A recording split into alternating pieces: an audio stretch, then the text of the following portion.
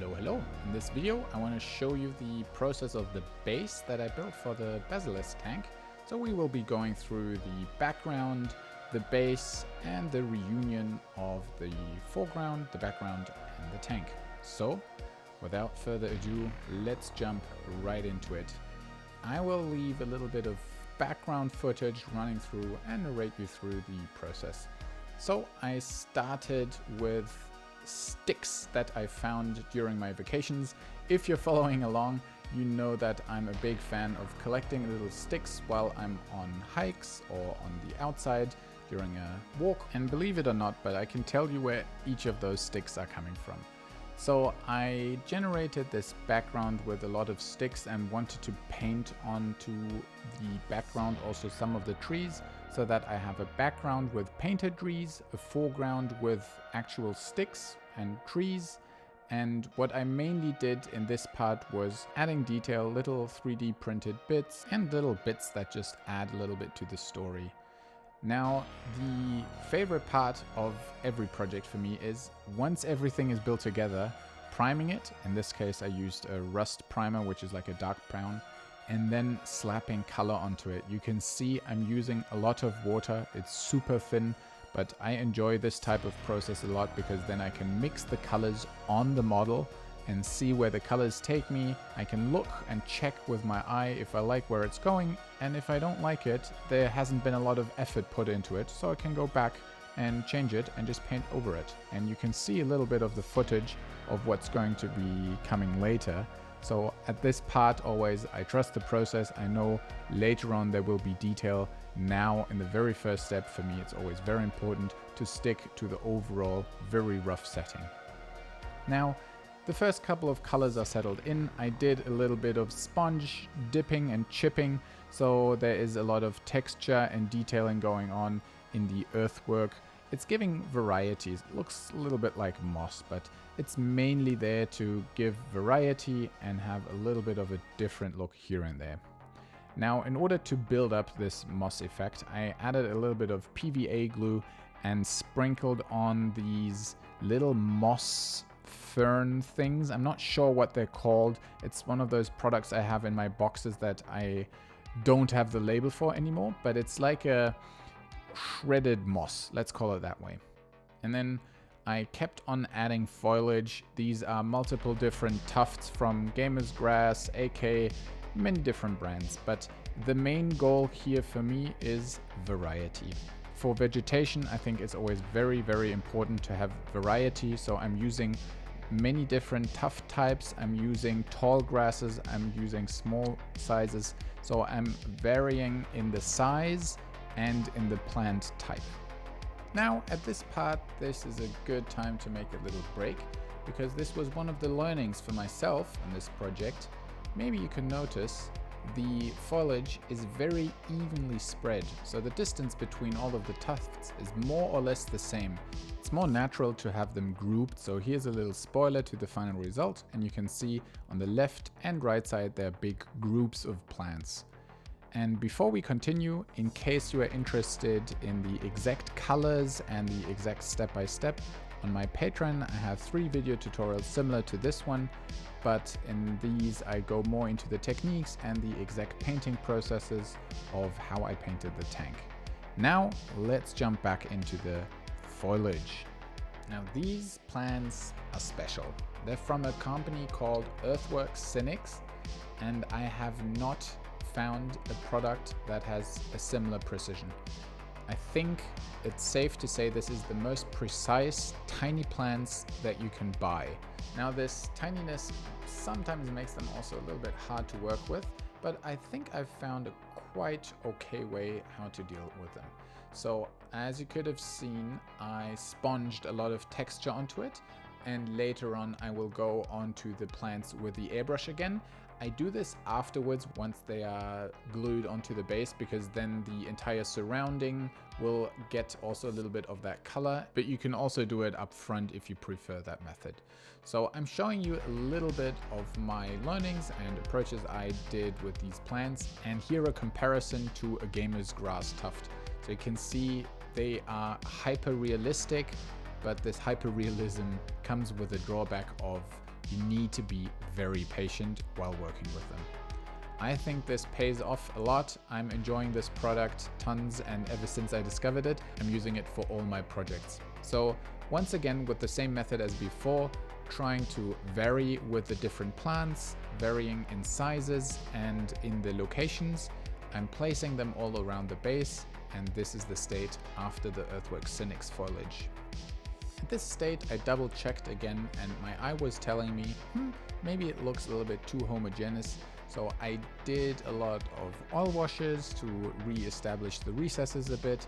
I sponged and chipped a little bit onto the trees to see the entire feeling and the impact of the colors as a general scene, and to check how this is looking in total. At this point, I was more or less going back and forth. I call this the ping pong process because sometimes I'm pushing a little more saturated colors onto the base, and then I feel like it's too much, and I'm going back and forth until the overall setting is something that I'm happy with. Now, once I was happy with it, I started to actually go a little bit deeper regarding detail size. For this, I changed to a more precise brush, and I started to paint on little textures, little variations. I started to add different layers of color. So you can see in the tree there are many browns for the trunk, but on top of that, since trees like to collect moss, I also added many dots and points and textures in many variations of warm and green tones. Also a little side by side, the before and after with the airbrushing impact. I like to use thin down paints to unify all the foliage, but at the end of the day, I think this is also personal preference. So taking off the tape, these are the results of the base, and there's also the backdrop. So let's jump into painting the backdrop. For this, I took a piece of glass that I had laying around and glued a couple of branches onto it in order to get that transition from the 2D background to the 3D foreground. The main inspiration for this painting is one of the paintings from Monet. I just really like the single brush strokes, the single leaves, and how out of a texture kind of the background of leaves emerge. So I tried to recreate this single leaves pattern while not sticking to a hyper-realistic look.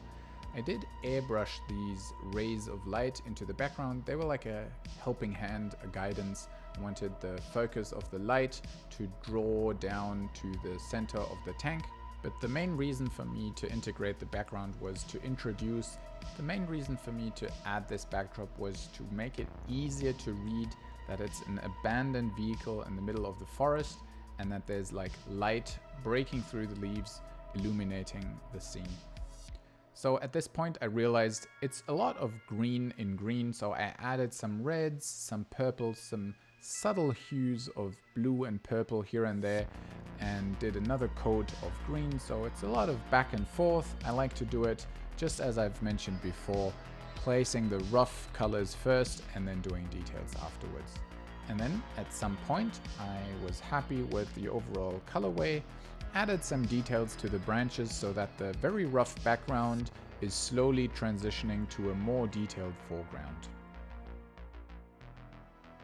This became like the silent hero of the project for me, because I realized that the 2D artwork and the 3D artwork, like both worlds, kind of had a connecting point, which were these branches which were glued onto the 2D canvas. And I used the same painting techniques on the 3D objects than I used on the 2D background, and it felt like a true reunion of these two techniques. So after looking back at the footage again with a little bit of distance to the project, I realized this is actually, like the secret hero of the project. I really like it. I like to paint 2D stuff when I'm on vacation, and it's a little bit of my background, so maybe that's why this has become like a personal favorite of this project. Anyways, this is the background for now. It was done at this point. The trees were painted, the background was painted in a way that I was happy with it. So it's time for a reunion of the base and the background. I had some trouble gluing these two together, but at the end I found something funny in the German Baumarkt, which was called Kleben statt Bohren, which translates to something like gluing instead of screwing. Anyways, it did hold, but obviously this was one of those last minute decisions before Golden Demon, with gluing issues appearing and all that type of stuff. But much more important, and maybe also much more interesting, here I'm doing a secret sauce recipe for my moss that I wanted to add on top of the tank in order to make it more integrated into the surrounding. So right now I had a, let's say, rusty tank in a very green forest, and I felt like in order to connect the surrounding to the tank, I needed to add a little bit of green also onto the tank.